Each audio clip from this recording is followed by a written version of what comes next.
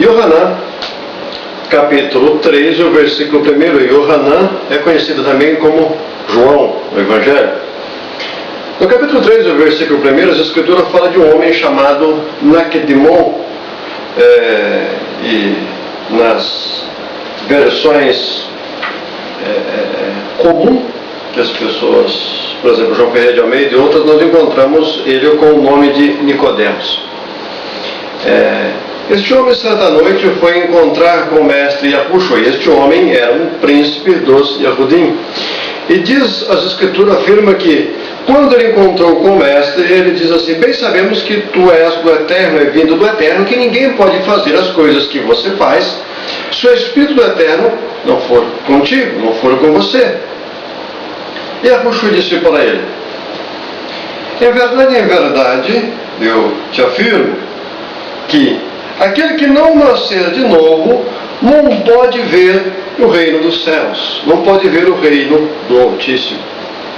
Disse-lhe Nicodemos: como pode um homem nascer sendo já velho? Você não sabia.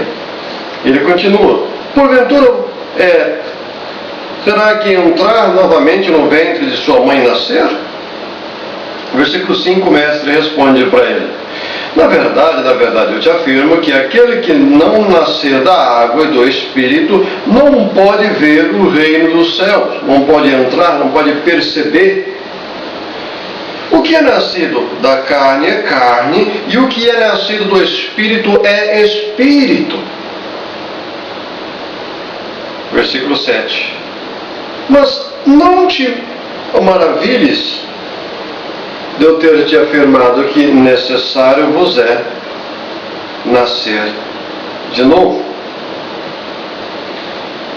O vento assopra onde quer e ouve a sua voz, mas não sabe de onde vem nem para onde vai. Assim é todo aquele que é nascido do Espírito. Nós vemos uma certa interrogação nascer na mente de Nakdimon, Nicodemos. Ele disse para o mestre no capítulo 3, versículo 9. Respondeu, porém, Nicodemos: como pode ser isso? Se você observar este homem, ele era um homem de um certo prestígio, de um certo conhecimento intelectual, de um certo respeito no meio das pessoas, e ele não sabia de algo tão importante, o mestre disse para ele. E o mestre mesmo ilustra isso no capítulo 3, o versículo 10. Capítulo 3, o versículo 10 diz o seguinte: e Yahushua respondendo disse-lhes: você é mestre em Shaal e não sabes disso? O correto seria que ele soubesse, não houvesse a necessidade. O mestre está falando para ele. Por que isso acontece?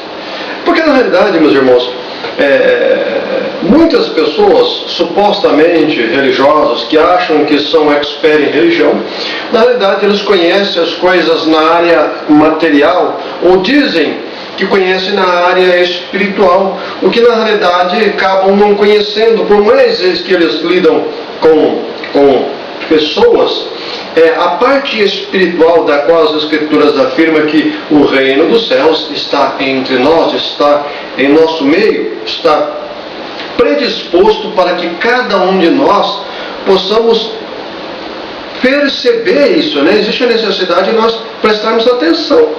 Ele está entre nós. E o mestre está afirmando a mesma coisa. Aquele que não nascer da água e do Espírito, aquele que não ir além do que se deve ir na área espiritual, prestar atenção nas coisas, não tem condição de ver o reino dos céus, não ver as coisas espirituais que está entre nós. Assim, o significado daquele homem. Aquele homem era um homem supostamente religioso e não tinha visto a necessidade de mudança, de um aprofundamento espiritual na questão das coisas do Eterno. E o mestre explicando para ele. E nós vemos isso no sentido de imersão, de batismo, de reconhecimento como filho do Eterno, que cada um de nós façamos ser quando nós conhecemos o nome do Altíssimo? Evidentemente que o homem, o ser humano, todo ser humano é criação, todo ser humano é filho, né? Mas existe a necessidade de nós conhecermos o nome, o que está escrito lá em Yohanan, capítulo 1, que não eram herdeiro, né? Mas receberam o direito de se tornarem herdeiro do Eterno. Por quê?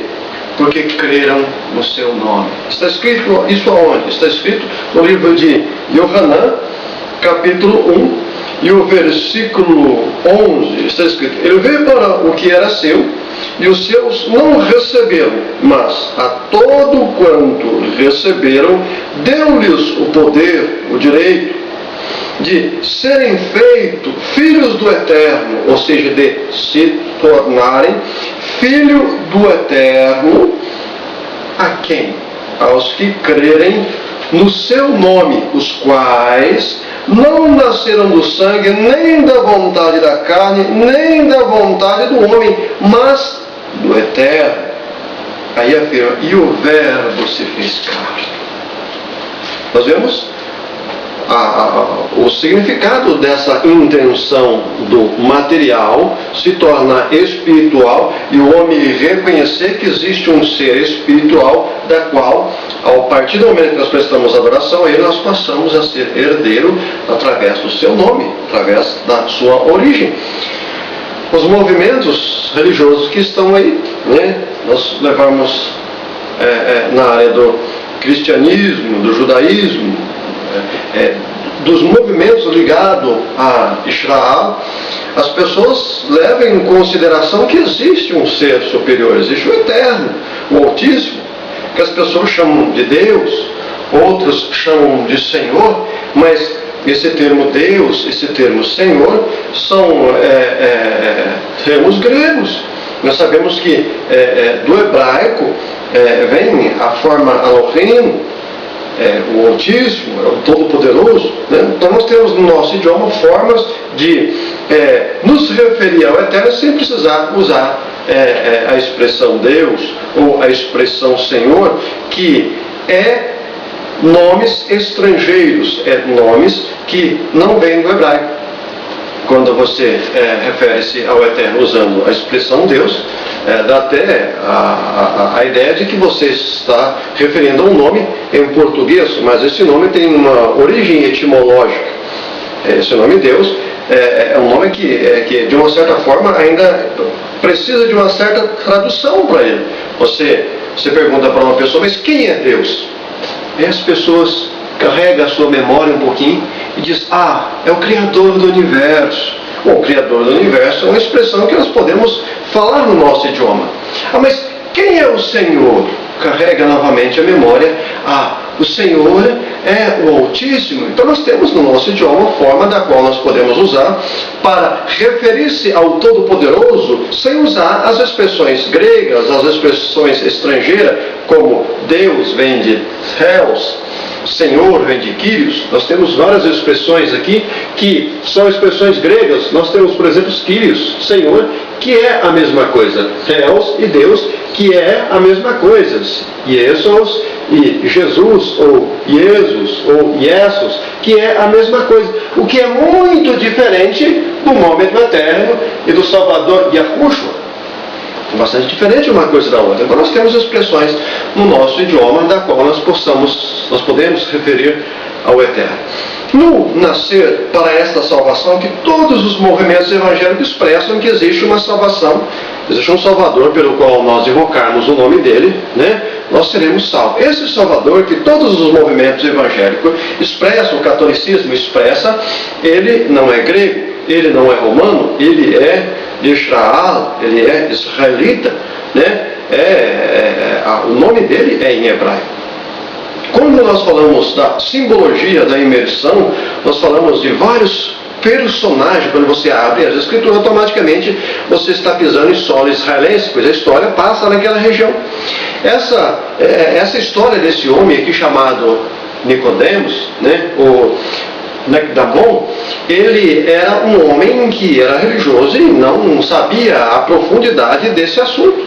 Quando nós vemos a simbologia dessa imersão que as pessoas dizem que tem que se fazer no nome de Jesus, o que na realidade, quando as Escrituras foram escritas, estava falando do Salvador, estava falando de um homem, né, de origem judaica, né, um Yehudim, e não de um grego, estava falando de uma expressão hebraica, né? Então, esse Salvador é Yahushua. Quando as Escrituras falam que nós devemos o nascimento da água e do Espírito, a nossa ideia tem que estar voltada para Israel e não para a Grécia, não para os helênicos, é para Israel, para o povo que são chamados para a promessa, e assim bendito todas as nações em Abraão.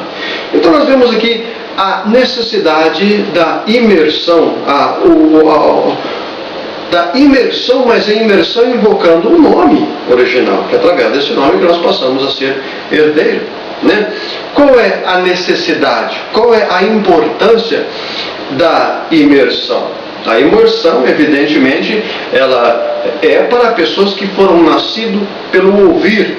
Como nascido pelo ouvir? Nós crescemos e aprendemos que existe um Salvador, que as pessoas chamam ele de Jesus. Jesus é um nome, de uma certa forma, que sofreu uma transliteração mal feita, né? Uma transliteração deficiente. Mas nós sabemos que o nome do Salvador original é Yahushua. Pois muito bem. Então, através da invocação do nome do Salvador Yahushua, nós passamos a ser herdeiros, passamos a conhecer mais acerca desse nome. Quando nós passamos a conhecer mais acerca desse nome, nós colocamos em prática o que as Escrituras afirmam, que se nós fizermos, certamente seremos alcançados por essas dádivas de salvação, seremos resgatados do pecado, do engano, através do nosso esforço, né? O mundo jaz do maligno. Existe a necessidade de nós nos esforçarmos com muita garra para servir ao Eterno. Então nós vemos aqui a imersão, essa simbologia, ela é muito importante. Algo, amados, só é sagrado para aquele que tem aquilo como sagrado. Para aqueles que não dão valor, não tem valor algum. Mas a imersão é importante para aqueles que creem. Aqueles que colocam a sua memória, a sua mente na sintonia do Espírito do Eterno e querem a cada instante se esforçar para servir ao Altíssimo, eles vão fazer força para se enquadrar e se aprumar na palavra do Eterno. Então nós vemos aqui este homem chamado Nacadimon, ou Nicodemos, perguntando, ele queria saber, porque ele via as maravilhas que o mestre fazia, ele queria fazer parte daquele povo, ele também queria ser herdeiro. Daqui ele pergunta ao mestre, né? E o mestre diz para ele: existe a necessidade de nascer da água e do Espírito. Na questão da imersão do batismo, que as pessoas chamam, o batismo, ele simboliza várias coisas, mas entre elas, ele simboliza morte e renascimento. Quando você conhece acerca da palavra do Eterno, presta atenção e aprende a necessidade desse ato simbólico, você vai se predispor, você vai querer fazer parte disso. Então, você é levado até um ribeiro, né, onde tem água, e chegando ali você vai ser imergido nas águas. Quando você é imergido nas águas, a água vai cobrir o seu corpo ali. Aquela cobertura, simbolicamente, isso é uma simbologia, que você foi sepultado para o pecado, para o mundo. E quando você nasce nas águas novamente, isso tem uma simbologia que você renasceu para a vida, você é uma nova criatura. Evidentemente que no momento, dentro de você, em você, no seu ser, não vai mudar muita coisa. Mas a ideia é que isso venha ser mudado aos poucos, né? Já mudou alguma coisa no seu ponto de vista? Você nem prestava atenção, nem queria saber com relação a essa salvação, a esse nome, a esse fato? Você já prestou atenção, já quis fazer parte? Quer dizer, está nascendo pelo ouvir. O ouvir vem do ouvir da palavra do Eterno. Então, você ouviu, se dispôs a fazer, foi emergido, né? nasceu, simbolicamente, uma nova criatura, renasceu das águas. Agora, o movimentar é a cada instante, o renovo é a cada instante, de momento em momento. Você vai melhorando, certamente, até alcançar o que as Escrituras afirmam, a estatura de um varão perfeito, né? Como foi alguns nas Escrituras. Isso depende de você e do Eterno, depende do esforço do homem. Qual é a necessidade da imersão? Qual é a necessidade dessa simbologia? Porque o homem, segundo as Escrituras, estava distante do Eterno. O homem, através do pecado, através da desobediência, se distanciou do Altíssimo. E nós vemos as Escrituras afirmando que o Criador, né, pelas suas ricas misericórdias, ele quis novamente dar a oportunidade ao homem dessa salvação maravilhosa. Assim, ele nos deu a oportunidade de entender, de crer no seu nome maravilhoso. E a partir daí, nós invocar o seu nome, o nome do Salvador da humanidade. Ok, meus irmãos? Esta é apenas uma ideia da questão da imersão, a questão do batismo, né, para cada pessoa. É evidente que tem muitas outras coisas que nós, se o Eterno nos permitir, iremos falar em outros estudos, ok? O Eterno possa abençoar a cada um. Tchau.